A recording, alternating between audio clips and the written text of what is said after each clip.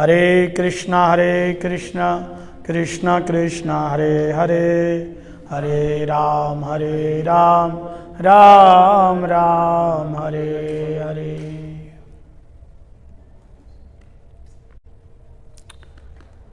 सर्वज्ञ अस्मदीय गुरुपाद पद्म नित्यलीला पृष्ठं विष्णुपाद अष्टोत्तर शतश्री श्री श्रीमद् भक्ति वेदांत शिल बामन गोस्वामी महाराज जी के श्री चरण कमलों में अनंत अनंत कोटि साष्टांग दंडवत प्रणाम निवेदन करता हूँ। तदनंतर नित्यलीला पृष्ठं विष्णुपाद अष्टोत्तर शतश्री श्री श्रीमद् भक्ति वेदांत शिल नारायण गोस्वामी महाराज जी के श्री चरण कमलों में अनंत अनंत कोटि साष्टांग दंडवत प्रणाम निवेदन करता हूँ। रूपानुग गुरुवर्ग सरस्वती दंडीपादगण एवं समुपस्थित सभी भक्तजनों के चरणों में दंडवत प्रणाम निवेदन करता हूँ। तत्पश्चात परम पूजनीया श्रीमती उमा दीदी के श्री चरण कमलों में अनंत कोटि दंडवत प्रणाम निवेदन करता हूँ। आज हम लोग श्रीमती उमा दीदी की महिमा श्रवण कर रहे हैं और उनको श्रद्धांजलि दे रहे हैं। श्रद्धांजलि का मतलब ये नहीं है थोड़ा सा पुष्प चढ़ा दिया, थोड़ी सी दक्षिणा दे दिया, एक भंडारा कर दिया या उनकी थोड़ी सी महिमा गा दिया। हम लोग यही समझते हैं ना,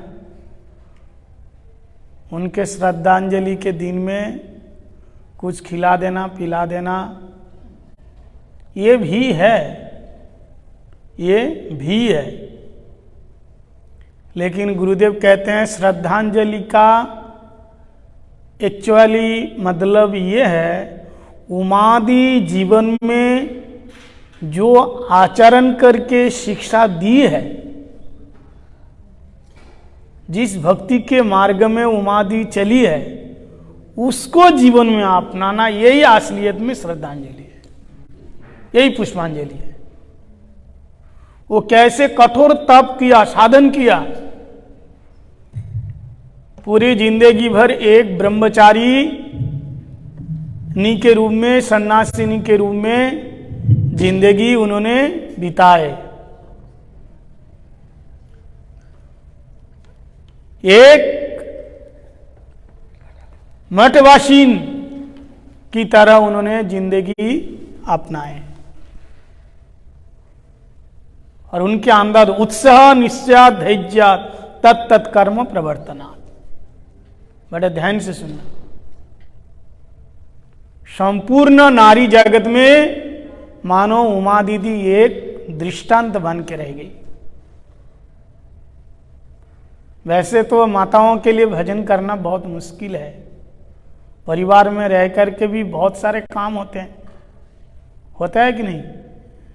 और विशेष करके कल युग में सब कुछ छोड़ करके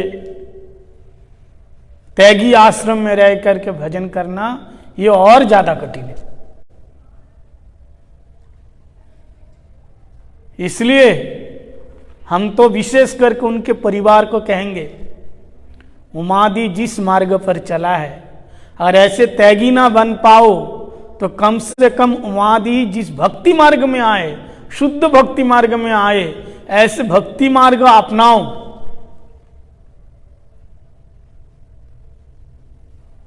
सदगुरु चरण आश्रय किया उन्होंने, पूरी जिंदगी भर उन्होंने खान पान का त्याग दिया। आहार शुद्धि चित्त शुद्धौ चित्त शुद्धि ध्रुव स्मिता। जब तक खान पान का शुद्ध नहीं होगा तो भजन कहां से होगा। एक साधारण तुम खाने के ऊपर तुम्हारी आसक्ति है, एक बीड़ी सिगरेट मांस मछली अंडा दारू ये सब नहीं छोड़ सकते हैं, तो संसार की आसक्ति क्या छोड़ेगा।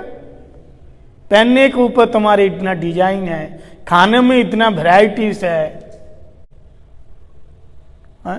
भजन क्या करेगा। इसलिए देखो भाई, जीवन बड़ा अनमोल है, बहुत अनमोल है और दोबारा मिलने वाला नहीं है। अरे ये जीवन भगवान कृपा करके दिया है, ये तुम्हारा पुरुषार्थ नहीं है,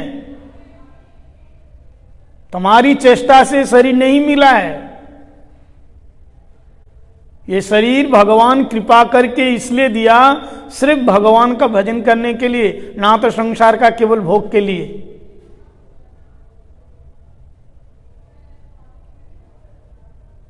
ये शरीर पा करके अगर भजन नहीं किया, और देखो भजन करने के लिए चाहे किसी भी शरीर में रहो, वो उमा दीदी करके दिखा दिए। पूरे गौड़ीय वेदांत समिति में केवल एक दीदी है, वो कौन है? उमा दीदी है। और केवल उमा दीदी मठवास नहीं किया, उन्होंने वेद, वेदांत, उपनिषद, इतिहास, महाभारत, रामायण, भागवत, सब कुछ, चैतन्य चरितामृत, और कोई भी जटिल से जटिल क्वेश्चन लेकर के जाओ, प्रश्न समाधान करेंगे। बताइए क्यों? क्योंकि उन्होंने परम रसिक, तात्विक और परमहंस का संग किया है, गुरुदेव का संग किया है। उमा दीदी को परम गुरुदेव का संग हुआ, भक्ति प्रज्ञानशील केशव गोस्वामी महाराज जी। उमा दीदी कौन है? हमारी गुरु बहन है। हाँ, और भक्ति वेदांत शिला मेरे गुरुपाद पद्म भक्ति वेदांत बामन गोस्वामी महाराज, और शिक्षा गुरुदेव भक्ति वेदांत शिला नारायण गोस्वामी महाराज। इन तीनों का संग हुआ, इन तीनों का विचार, और विशेष करके शिला भक्ति वेदांत शिला नारायण गोस्वामी महाराज जी के जितने शास्त्र, विचार, सिद्धांत, उन्होंने सब आत्मसात किया। शुरू से ही इतने उन्होंने गुरुदेव की क्लास से सुने हैं जो कि हम लोग भी नहीं सुन पाए होंगे। इतनी हरि कथा सुने, इसलिए कोई प्रवचन में चाहे कोई भी महाराज हो, अगर थोड़ा सा गुरुदेव के विचार से थोड़ा सा इधर से उधर हो गए, उमादि तुरंत टोक देते थे। ये नहीं देखते कि ये महाराज है, ऐसा नहीं, ऐसा है, गुरुदेव ने ऐसा कहा है, ये ऐसा होना चाहिए।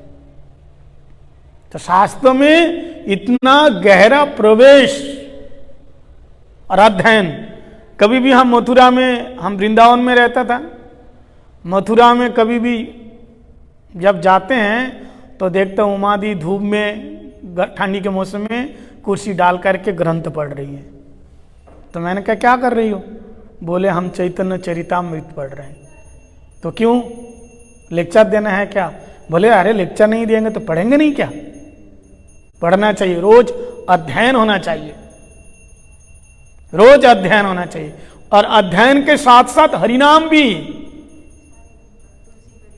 संपूर्ण हरिनाम की संख्या पूर्ण करना। तो इस प्रकार से उनकी जीवन शैली, जीवन आदर्श है। इसलिए विशेष करके आप जो उनके परंपरा में, उनके वंश में आए हैं, उन लोगों का विशेष ध्यान उमादि के इस महाजनो गतस्व पंथा, महादेवी एक महाभागवत है, उनके आदर्श पथ पर चलना। क्योंकि ये मानव शरीर उन्होंने दिखाया, ये मानव शरीर बहुत दुर्लभ है। भागवतम में बताया ये मानव शरीर दुर्लभ है, लेकिन बताएगा कौन? अच्छे सदगुरु बताएंगे। और सदगुरु कहाँ है? इन चारों संप्रदायों में है, दूसरे संप्रदाय में सदगुरु नहीं है। दूसरे संप्रदाय में तुम कुछ भी करो, हम तो देखते हैं ना, दीक्षा भी ले लिया, दीक्षा हो गया, लेकिन कोई उसका नियम श्रृंखला कुछ भी नहीं है, सब कुछ खा रहे हैं, पी रहे हैं। मैंने बताया ना, आउल बाउल कत्ता भजा नेड़ा दरवेशाई, सहजिया सखी में कि स्मार्त जात गोसाई, अतिवाड़ी चूड़ाधारी गौरांग नागरी, तोतावले तेरा संग ना करी। दीक्षा ले लिया मायावादी से, त्रिपुंडधारी से, सब कुछ खा रहे हैं, पी रहे हैं। हमारे तो गुरुजी है, गुरुजी तो माना नहीं करते। तो उमादि ऐसे बंगाल में देखो, विशेष करके ये 13 अपसंप्रदाय का उपद्रव बांग्ला में ज्यादा है। बंगाल में ज्यादा है। मच्छी भी खा रहे हैं, गले में कंठी भी है, गले में कंठी है, मछली खा रहे हैं, तिलक लगा हुआ है, बीड़ी फूंक रहे हैं, ब्राह्मण है, लुंगी पहन के घूम रहे हैं, शिखा सूत्र कुछ नहीं है। और वो चटर्जी, उपोपाध्याय, मुखोपाध्याय, चट्टोपाध्याय, बंदोपाध्याय सब कुछ है कि नहीं? ऐसा है। सब जगाई मादाई दल, जगाई मादाई जैसे ब्राह्मण तो थे, जगाई मादाई जैसे, ऐसा कोई काम नहीं है वो लोग नहीं करते हैं कि वो लिखते समय चट्टोपाध्याय, मुखोपाध्याय, उपाध्याय, भट्टाचार्य जी लिखते हैं। परम गुरुदेव बोलते हैं कि दिन में 3 बार जाति बदलते हैं ये लोग। भक्ति प्रज्ञान श्री केशव गोस्वामी महाराज जी कहते हैं ये लोग दिन में 3 बार जाति बदलते हैं। लिखते समय चट्टोपाध्याय, बंदोपाध्याय अपना सरनेम लिखते हैं, अपना कहां है ना कि जाति का लिखते हैं लिखते समय। और जब ऑफिस में गए तो एकदम कोट बूट पहन करके साहब बन करके चले गए। विदेशी बन गए कि नहीं? जाति बदल गया। और घर में आए तो लुंगी पहन के डोलते हैं, मुस्लिम बन गए। है किस जाति क्या वो? घर में आते हैं तो लुंगी पहन के डोलते हैं, और लिखते समय मुखर्जी लिखते हैं, ब्राह्मण बन गया। और जो स्कूल कोड में गए, कहीं भी गए, ऑफिस आदि में गए, हम लोग भी जिस स्कूल में पढ़ाई किए हैं वो टीचर धोती पहन के आते थे, हमने देखा। बंगाल के, हम लोग तो बंगाल में पढ़ाई किया, हमारी स्कूल के सारे टीचर धोती पहन के आते थे, पैंट शर्ट पहन के नहीं। वो नियम था, वो धोती पहन के सब लोग आएंगे। लेकिन आजकल तो बातें है ही नहीं है, वो संस्कृति है ही नहीं है, सब खत्म हो गया। तो ऐसे बंगाल में रह करके भी, और उसी समय अभी भी है, रामकृष्ण मिशन का इतना प्रभाव है वहां। स्वामी विवेकानंद ने निरक्षरवाद का इतना विस्तार प्रचार किया है। स्कूल कॉलेजों में उन्हीं की किताब पढ़ाया जाता है, और लोग यही सीखते हैं जो दिखता नहीं हो होता ही नहीं है। भगवान दिखता नहीं है, भगवान होता ही नहीं है। भजन किसका करे? स्वामी विवेकानंद का नाम था नरेंद्र। बचपन में उसने कहा भूत होते हैं, बोले कहां होता है? जो दिखता नहीं तो होता ही नहीं है। भगवान होते हैं, बोले कहां होता है? भगवान दिखता है। जो दिखता नहीं, जो साक्षात नहीं है, वो परोक्ष में भी नहीं है। हो तो दिखे। तो हमारे गौड़ीय वैष्णव ने खंडन किया, हवा तो दिखता नहीं भाई, वो है कि नहीं? ऐसी कोई बात नहीं है कि जो चीज नहीं है वो होता ही नहीं। तुम नहीं देख सकते हो। तो ऐसे जीव गोस्वामी पाद खंडन किया। तो कहने का मतलब है, ऐसे बंगाल में रह करके और पढ़ी लिखी शिक्षित स्कूल कॉलेज में जाने वाली उमादि कहती थी, बोलती थी कि रामकृष्ण मिशन से मैं उसका जो नियम है वो ही फॉलो करता था। और उसका एक सिद्धांत है रामकृष्ण मिशन का। क्या सिद्धांत है? कि जतो मत ततो पद। जतो मत ततो, उन लोगों का 2-4 ऐसा कुछ महावाक्य है, आज भी लोग उसी को मानते हैं। जीवे प्रेम करे जय जन से जन सेविचे ईश्वर। मानव ही माधव है, नर ही नारायण है। और आज भी मायावादी लोग वही तो बात कह रहे हैं, जीवे प्रेम करे जय जन से जन सेविचे ईश्वर। इसका मतलब क्या? जीव के साथ जिसका प्रेम होता है, जो प्रेम कर रहे हैं, वही भगवान की सेवा कर रहे हैं। उसको पता नहीं है एक जीव दूसरे जीव के साथ मिलने से प्रेम नहीं होता है, काम होता है, काम। उसको प्रेम नहीं कहते हैं। अब इंग्लिश में तो सब जगह लव बोल दिया। प्रेम का आज तक इंग्लिश में कोई परिभाषा नहीं है। प्रेम क्या होता है? प्रेम जो चीज है वो एक अपराकृत दिव्य अलौकिक भाषा। ये प्रेम केवल गुरुदेव भगवान और वैष्णव के साथ लगते हैं। एक जीव दूसरे जीव का, अनु चैतन्य के साथ अनु चैतन्य का प्रेम नहीं होता है, अनु चैतन्य के साथ बृहद चैतन्य का प्रेम होता है। जीव है अनु चैतन्य और भगवान क्या है, बृहद चैतन्य। जीवात्मा और परमात्मा के मिलने से क्या होता है, प्रेम होते हैं। जीवात्मा के साथ मिलने से प्रेम नहीं है, काम होता है। अच्छा एक बात बताओ, जीवे प्रेम करे जय जन सही जन सेविचे ईश्वर, अगर ये बात है जीव से प्रेम करने से भगवान से प्रेम हो जाएगा, जीव के साथ प्रेम करना, तो सांप के साथ थोड़ा प्रेम करके दिखाओ, सांप भी तो जीव है। ऐसा चुम्मा लेगा वो और प्रेम करने का लायक नहीं रहेगा वो। सांप भी तो जीव है कि नहीं, फिर उसको मार के क्यों फेंकते हैं? शेर के साथ थोड़ा प्रेम करके दिखाओ, आलिंगन करो, आओ भाई तुम तो जीव हो, है? इसलिए ये गलत है। जीव के उसको पता ही नहीं है जीव क्या चीज है। उसका सिद्धांत है सब तो एक ही है, सब बराबर है। तो इतना सारे फिलोसफी जानने के बाद भी विशेष करके जब उद्धारण गौड़ीय मठ, वहां त्रिविक्रम गोस्वामी महाराज जी की कृपा उनके ऊपर ज्यादा हुई और उन्हीं के विशेष रूप से कृपा आशीर्वाद से उनको गौड़ीय मठ की तरफ आकर्षित हुआ। त्रिविक्रम महाराज जी ऐसे वैसे नहीं, त्रिविक्रम महाराज जी भोग बात का खंडन करते थे। वो तुम्हारा तेल लगाने वाली बात नहीं कहेंगे, अब दोबारा नहीं आएंगे, हमारा तो चला तो कोई छूट गया, नहीं। जो प्योर बात है वो सहन करो। घी हर कोई पी के हजम नहीं कर सकता है, भजन क्या करेगा?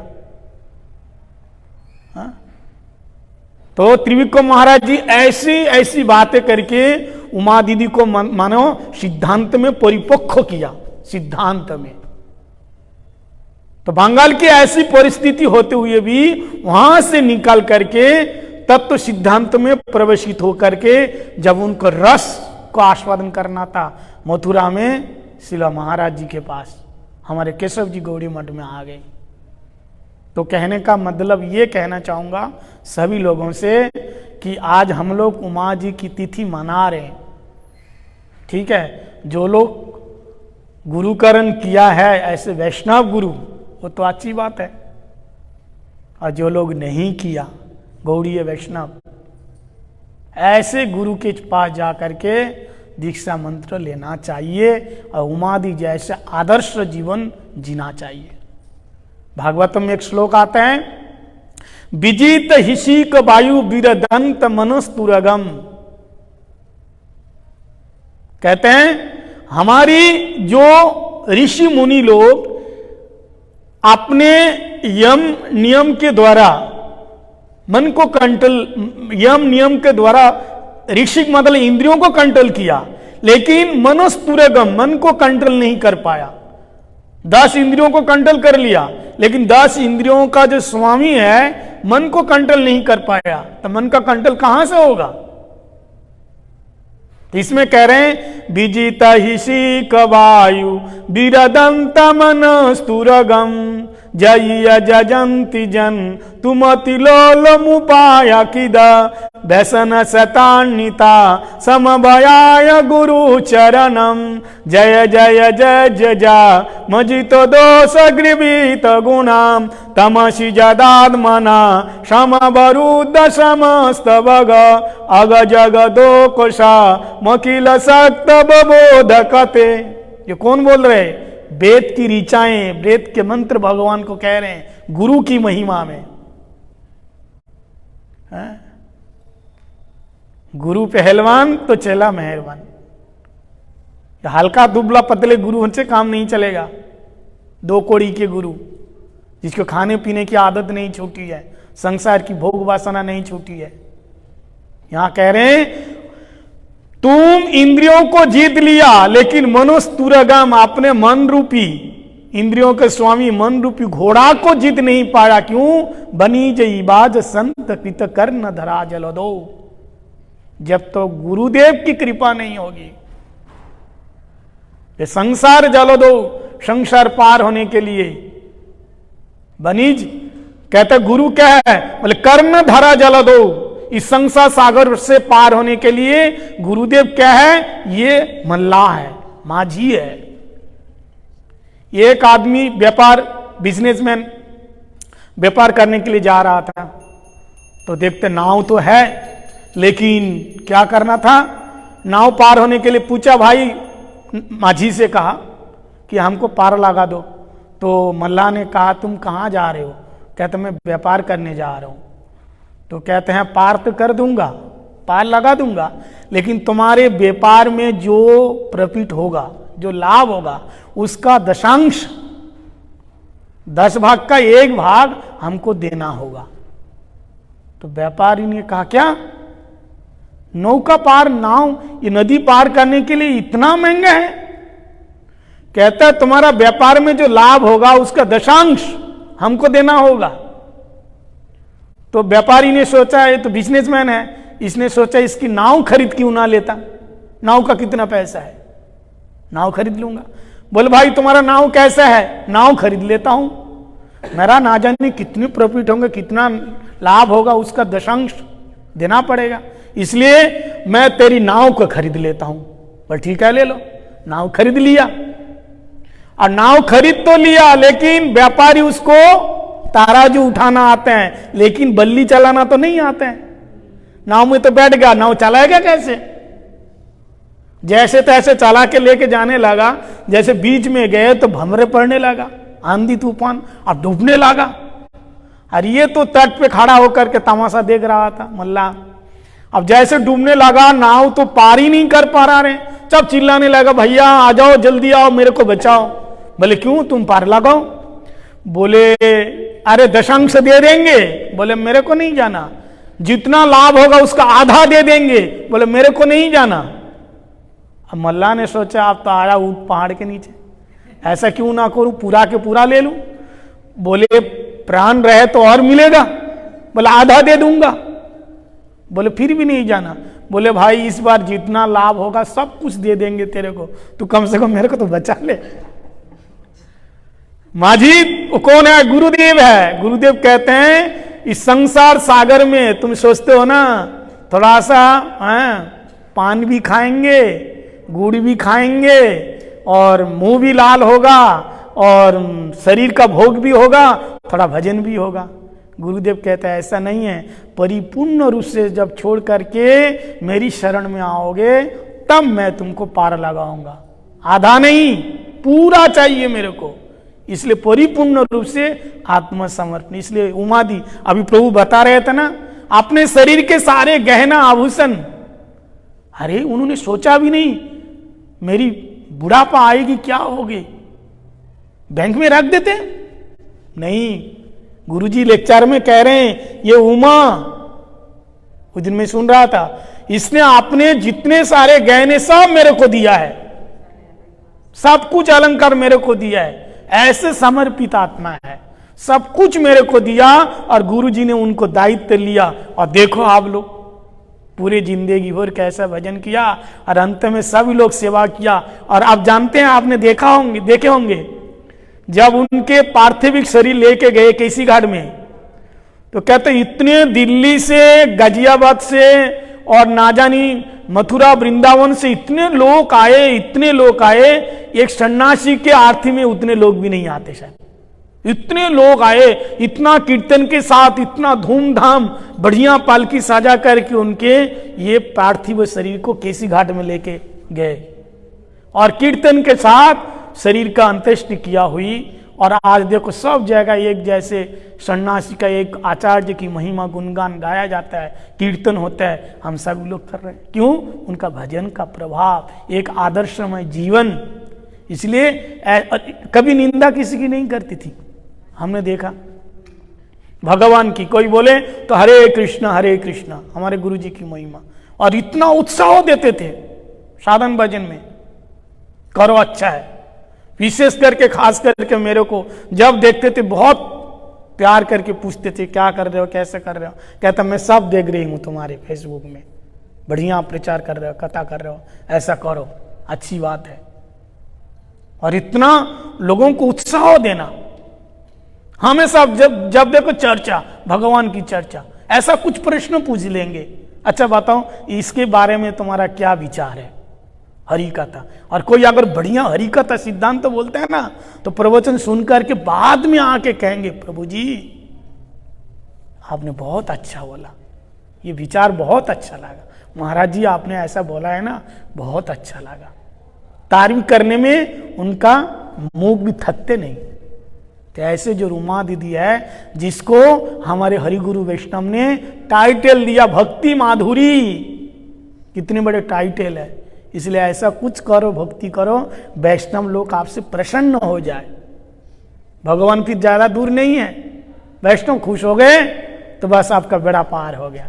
तो हम सभी लोग आज उमा दी के चरणों में पुष्पांजलि देंगे और उनसे ये प्रार्थना करेंगे, उनके जीवन का आदर्श का एक सूत्र अगर हमारे जीवन में आ गए तो हमारा जीवन कृतार्थ हो जाएंगे। उमा दीदी की जय। वंशा कल्पतरुभ्यश्च कृपा सिंधु भैव च पतितानां पावनेभ्यो वैष्णवेभ्यो नमो नमः। हरे कृष्ण।